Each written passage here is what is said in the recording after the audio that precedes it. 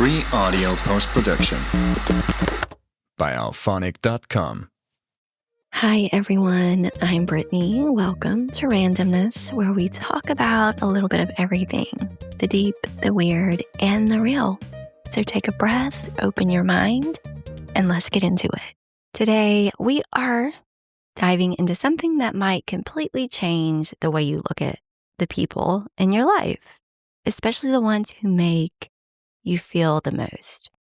You know, we often use the word soulmate to describe that perfect person who completes us, the happily ever after, the missing puzzle piece, the one who makes everything fall into place. It's romantic, it's comforting, and it's been the foundation of countless movies, songs, and, late night conversations. But lately, I've been thinking about a different concept entirely. The soul mirror. Have you ever noticed that the people who trigger you the most, the ones who make your blood boil or your heart race, often seem to show you parts of yourself you weren't ready to see? Or that the people you love most intensely sometimes hold up a mirror to your deepest insecurities, your unmet needs, your hidden strengths? Well, today we are exploring a fundamental question. Are the people in our lives here to complete us, or are they here to reflect us? And what if the answer is both? So let's start by talking about soulmates. Heard about them a million times, I know, but we've been sold a very particular, and I'd say sugar-coated version of what a soulmate is supposed to be. In popular culture, a soulmate is someone who makes life easy. They finish your sentences. They know what you need before you ask, and there's never any real friction, never, big disagreements. It's all candlelit dinners and shared glances across crowded rooms. It's the feeling of finally being understood without having to explain yourself. And don't get me wrong, that kind of peace is beautiful. That sense of being seen and accepted exactly as you are, that's profound. We all crave it. But here's what I've been sitting with. What if that version of a soulmate, while comforting, can sometimes keep us stagnant? Think about it. If someone only ever agrees with you, only ever validates your current perspective, only ever makes you feel comfortable with exactly who you are right now, are they really helping you grow, or are they just creating a really pleasant echo chamber? In the world of deeper exploration, what I like to call the study of life's meaningful randomness, we look for the layer beneath the surface, and that's where things get a little interesting. Maybe a soulmate isn't just a person who makes you feel comfortable. Maybe a soulmate is a soul you've contracted with, consciously or unconsciously, to do the hard work of growing. It's a connection that feels like home. Absolutely. But it's a home that's constantly being renovated. There's construction dust. There's blueprints spread across the table. There are walls coming down and new windows being installed. This version of a soulmate doesn't just hold your hand, they challenge your assumptions. They don't just accept you as you are, they see who you're becoming and call that forward, even when it's uncomfortable. The friction isn't a sign that you've chosen wrong. The friction is where the growth happens. This brings us to the concept of the soul mirror. And sometimes, this is really interesting, but sometimes it can be really uncomfortable. Think about the person in your life right now who is challenging you the most. Maybe it's a romantic partner who keeps pushing boundaries you thought were clear. Maybe it's a parent who still treats you like a child. Maybe it's a colleague who takes credit for your work, or a friend who always makes plans but never follows through. Now, I want you to sit with this question. What is this person someone reflecting back to you. I know your first instinct might be, wait, are you saying their bad behavior is somehow my fault? And no, absolutely not. We're not talking about taking responsibility for someone else's actions. We're talking about something much more nuanced. When someone does something that bothers you, really bothers you, the kind of thing that keeps you up at night, rehearsing arguments, ask yourself these questions. Are they crossing a boundary because I haven't clearly set one? Sometimes we expect people to read our minds. We drop hints. We make passive comments. We hope they'll just know what we need. And then we're upset when they don't respect a boundary we never actually communicated. Okay? Are they being selfish because I've been neglecting my own needs? This is a big one. Sometimes we're so busy being selfless, so busy prioritizing everyone else, that when someone else does the same thing we've been doing to ourselves, we feel rage. But what if that rage is actually your soul being like, hey, you need to pay attention to yourself too? Are they being controlling because I've given away my power? When we don't make decisions, someone else will make them for us. When we don't voice our opinions, we can't be surprised when we're not heard, right? Are they being distant because I've been emotionally unavailable? Sometimes the things that we criticize most harshly in others is the very thing we're doing ourselves, just in a different way. A soul mirror isn't always easy to look at.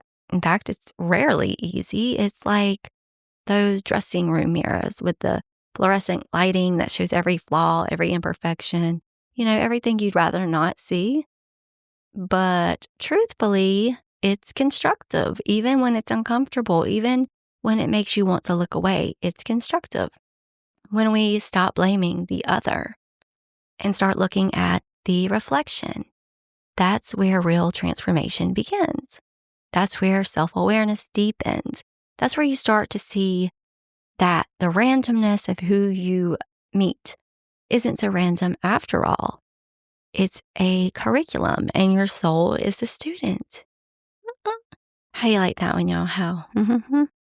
Anyway, let me share something with you, okay? A few years ago, I had a friend who, of course, we'd make plans and they would constantly cancel at the last minute. I mean, constantly. I'd be so excited about whatever plans we had. I would clear my schedule, mentally prepare for like a great evening. And then an hour before, I'd get a text, something came up, da da da da. I was pissed. I felt disrespected. I felt like my time didn't matter. And I complained about it to everyone who would listen. But then someone asked me a question that stopped me in my tracks. They asked me, when was the last time you canceled on yourself? What? And I realized I did it all the time. I'd promised myself I'd go to the gym and then I wouldn't. I would commit to working on whatever creative projects I had, and then I'd scroll on my phone instead.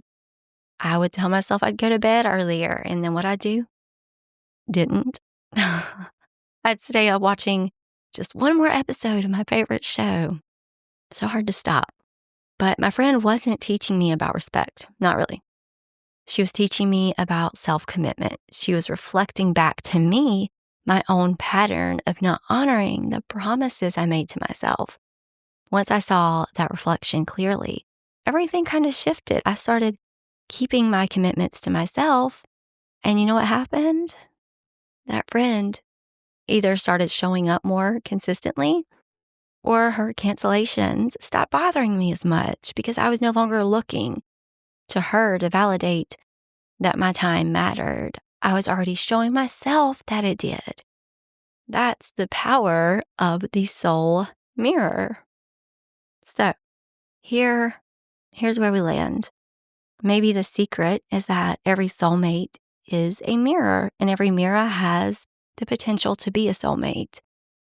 The people who feel most like home, they're often reflecting back your capacity for love, for joy, for connection.